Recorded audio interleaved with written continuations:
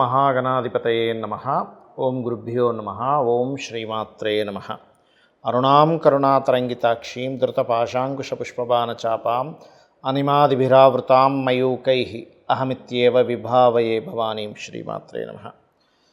ప్రేక్షకులకి ఆ లలితాంబిక అమ్మవారి యొక్క అనుగ్రహం పరిపూర్ణంగా కలగాలని మనస్ఫూర్తి కోరుకుంటూ మనం ఈరోజు 2 శుభగ్రహాలు కలుస్తున్నాయి.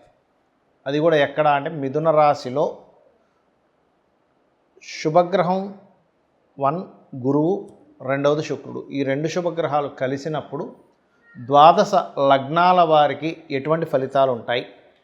లగ్నం తెలిస్తే లగ్నం చూసుకుంటే, లగ్నం తెలియదు అనుకునేటువంటి వారు రాశి చూసుకోవచ్చు. మరి ఈ ఫలితాలు పరిపూర్ణంగా కలగాలి అంటే ఏ గ్రహాల యొక్క ప్రభావం వీటి మీద పడి మనకు పూర్తిగా ఫలితాలు రావు అనే విషయాలు తెలుసుకుంటూ, అదేవిధంగా దేశగోచారాల సంబంధంగా ఎటువంటి ఫలితాలు ఉంటాయి అనేటువంటి విషయాలు మనం తెలుసుకుందాం. అయితే ఈ విషయాలు చెప్తుంది నేనైనప్పటికీ కూడా చెప్పిస్తుంది పలికిస్తుంది కూడా ఆ సాక్షాత్ లలితామ్మవారిగా భావిస్తూ ఒక్కొక్క దాని గురించి మనం తెలుసుకుందాం.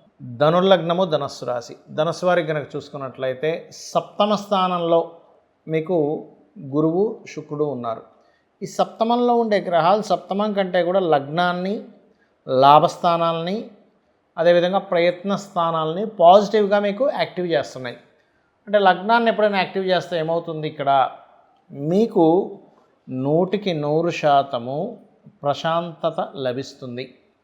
కాకపోతే మరి షష్టమాధిపతితో చూస్తున్న గురువు కదండి, అంటే సర్వసాధారణంగానే గురువర్గ లగ్నాలులో ముఖ్యంగా ధనుర్లగ్నానికి ఈ శుక్ర సంబంధించిన బాధ కొంత ఉంటుంది. కాబట్టి వివాహ సంబంధించిన విషయాల్లో, లేదా దశమంలో కుజుడుండి చతుర్థంలో శని ఉన్నందుకు ఏదైనా కెరియర్లో కొంతవరకు స్ట్రెస్ని ఇస్తూ ఉంటుంది. కాకపోతే ఇక్కడ ఇచ్చేటువంటి మొదటిగా మీకు ఈ 2 గ్రహాలు కలిసి ఉన్నందుకు వ్యాపారంలో సక్సెస్ ఇస్తుంది. అంటే వ్యాపారాల్లో ధనప్రాప్తి, పీస్ ఆఫ్ మైండ్, కొంతవరకు అమ్మయ్య నాకేమీ పర్లేదులే అనేటువంటి ఒక ధీమా రావడం, కొత్త పరిచయాల వల్ల కొత్తగా ఏదైనా శుభ సంబంధించినవి కార్యాలు, శుభకార్యాలు కావచ్చు, ఏదైనా కొత్తగా అగ్రిమెంట్ చేసుకోవడానికి అనుకూలమైనటువంటి స్థితి. అయితే ఇక్కడ 3లో రాహు ఉంటూ 4లో శని, వక్రించిన శని, దశమంలో కుజుడు ఉన్నందుకు ఇవి మీకు కలుగుతాయి. అందులో ఎటువంటి పాజిటివ్స్, ఎటువంటి డౌట్ లేదు. కాకపోతే ఎప్పుడు ఇవి మిస్ అవుతాయంటే ఉద్యోగంలో కొంత అగ్రెసివ్గా కొన్ని నిర్ణయాలు తీసుకోవడం వల్ల మిస్ అవుతుంది, గుర్తుపెట్టుకోండి. అలాగే మరొక విషయం ఏంటంటే ఇక్కడ ఉద్యోగంలోని మరియు ప్రాపర్టీస్ మిస్ చేసుకోవడం వల్ల ఒక్కోసారి చూడండి మంచి అవకాశం చాలా బాగుందండి కానీ ఆ వదిలేస్తుంటాం. తీరా తర్వాత చూస్తే అయ్యో ఏంటిది ఇలా అయింది, ఏమిటి ఇట్లా ఫలితం ఇలా వచ్చింది ఏంటి, అలా వచ్చింది ఏంటని ఇబ్బంది పడుతూ ఉంటాం. కాబట్టి ఏంటి, ఏదైనా ప్రాపర్టీస్ తీసుకునే విషయంలో ఎక్కడైనా మనం వదిలేసుకుంటున్నామా మంచి ప్రాపర్టీని, లేకపోతే అనవసరమైన ప్రాపర్టీస్ విషయంలో మనం తీసుకుంటున్నామా?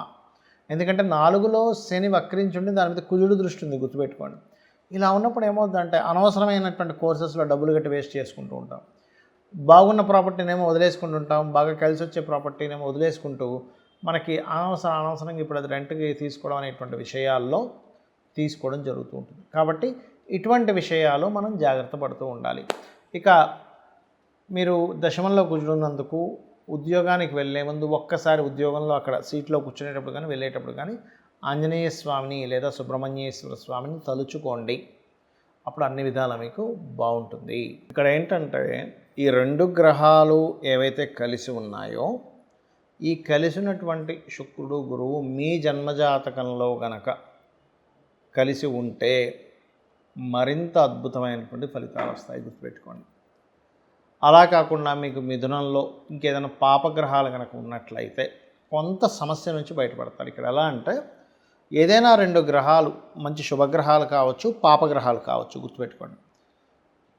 అలా 2 గ్రహాలు వీక్షణలో కానీ కంజాయిండ్ అంటే కలిసి ఉండడం కానీ జరిగినప్పుడు అది గోచారంలో కలిగినటువంటి ఫలితాలు, గోచారపరంగా ఫలితాలు ఎలా ఇస్తాయో మీ జన్మజాతకంలో కూడా ఆల్రెడీ మీకు మీ పర్సనల్ చార్ట్లో ఉంటే అది ఇంకొంచెం ఎనర్జైజ్ చేస్తుంది. ఓకే, అంటే ఎలాగా అంటే ఒక వ్యక్తి గవర్నమెంట్ జాబ్స్ కోసం చక్కగా ప్రిపేర్ అయ్యాడు, గవర్నమెంట్ జాబ్స్ను వదిలింది అప్పుడే, అంటే టీచర్ జాబ్స్ పోస్ట్ వేస్తున్నాము, లేకపోతే రైల్వేనో, ఏపీఎస్ఆర్టీసీ, బ్యాంకింగ్, వెంటనే ప్రిపేర్ అయ్యి ఉన్న వ్యక్తికి వెంటనే అదొక అవకాశంగా ఆయనకి వచ్చి ఆనందపడి దానిలో సక్సెస్ అవుతాడు. అదేవిధంగా కొన్ని కొన్ని కొన్ని ఉంటాయి, మనుషులు తప్పిదాలు చేస్తుంటారు సాధారణంగా. అంటే అలాగా కొన్ని ఏవో ఫైన్స్ కట్టకుండాను కొన్ని ఉంటాయి, ఇన్సూరెన్స్ చేయకుండా ఉండేవేవో. అలాంటప్పుడు ఏదైనా ప్రమాదం జరిగింది, అప్పుడు ఏమవుతుంది, అయ్యో ఇన్సూరెన్స్ చేయకపోవడం వల్ల ఇబ్బంది కలిగింది కదా అని అంటాం. అంటే పాపగ్రహాల యొక్క ట్రాన్సిట్ వచ్చినప్పుడు అటువంటిది, శుభగ్రహ ట్రాన్సిట్ వచ్చినప్పుడు ఇటువంటివి మీకు కలుగుతాయి, గుర్తుపెట్టుకోండి. అయితే ఇది మరి దేశకాల గోచారాల మీద ఎటువంటి ప్రభావం చూపిస్తుంది? గురుగ్రహము శుక్రుడితో ఉన్నాడు. ఒక రకంగా చెప్పాలంటే ఇది కొంతవరకు గోల్డ్, లేకపోతే మనకి గమనించుకున్నట్లయితే గోల్డ్ విషయంలోని కొంత ప్రోగ్రెస్ని ఇచ్చేటువంటి కాంబినేషన్ ఇది కొంతవరకు. కాకపోతే ఈ శనికుజులు మీన కన్యా రాశుల్లో ఉన్నందుకు కొంచెం స్ట్రెస్సు, అప్ అండ్ డౌన్స్ కూడా ఇస్తుందండి. ఇది ఫ్లక్చువేషన్స్ బాగా ఇస్తుంది ఇక్కడది.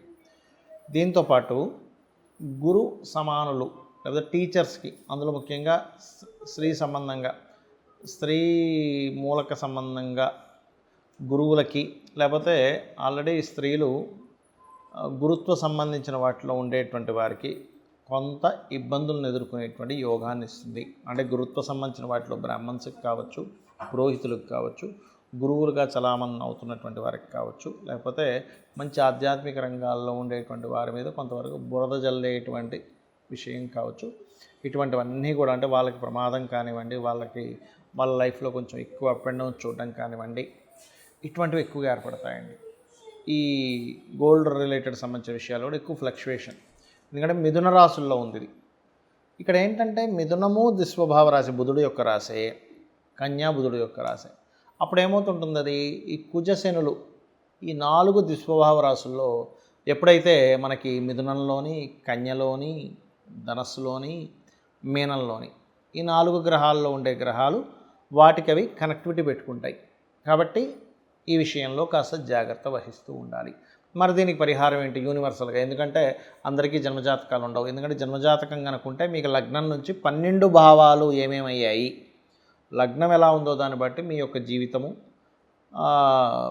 కుటుంబ స్థానాన్ని బట్టి మీకు ధనము ఎలా ఉంది, కుటుంబంతో కమ్యూనికేషన్స్ ఎలా ఉంటాయి, 3వ స్థానాన్ని బట్టి మీకు సిబ్లింగ్స్తోని, 4వ స్థానాన్ని బట్టి మీ ప్రాపర్టీ, ఆస్తి సంబంధించిన విషయాలు కావచ్చు, విద్యా సంబంధించిన విషయాలు కావచ్చు, తల్లిగారికి సంబంధించిన విషయాలు కావచ్చు, 5 సంతానము, 6 రుణరోగ శత్రువులు, 7 అనేటువంటిది వివాహ జీవితము, 8 అనేటువంటిది ఆకస్మిక సంఘటనలు, 9వ స్థానం హైయర్ ఎడ్యుకేషను, తండ్రికి సంబంధించిన మీ స్పిరిచువల్ అండ్ గురుబలానికి సంబంధించినటువంటి దశమం వృత్తి, 11 అనేటువంటిది వ్యాపారాలు, 12 అనేటువంటిది మీ ఎక్స్పెండిచర్స్, మీ ఇన్వెస్ట్మెంట్స్ ఎప్పుడు చేస్తే బాగుంటుంది అనేటువంటిది చాలా స్పష్టంగా తెలుస్తుంది.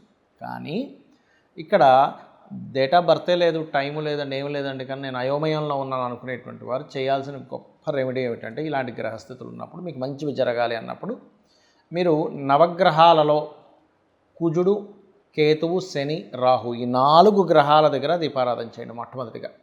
రెండవది మీకు శని మంగళవారాలు గోవులకి శనివారం బెల్లము 4 ఉండలుగా బెల్లం తయారు చేసి తినిపించండి శనివారం నాడు. మంగళవారాలు మీరు ఏం చేస్తారంటే గ్రాసము, క్యారెట్లు గోవులకు తినిపించండి. గోవులోనే సకల దేవతలు ఉంటారు కాబట్టి ఇవి చేస్తూ అందరూ కూడా ఓం నవవిద్రుమ బింబశ్రీ న్యక్కారి రతన చదాయే నమః లేదా చండీ చేసుకోవడం, చండీ పారాయణం చేయడం, లేనట్లయితే ఆంజనేయ స్వామి ఆలయాలకు వెళ్ళడం, అందులో ముఖ్యంగా పంచముఖ ఆంజనేయ స్వామి యొక్క స్తోత్ర పఠనం కనుక చేసినట్లయితే అన్ని విధాలా మీకు బాగుండడం జరుగుతుంది. దీనివల్ల ఏంటంటే యూనివర్సల్గా కొన్ని అలజడులు కూడా వస్తాయి.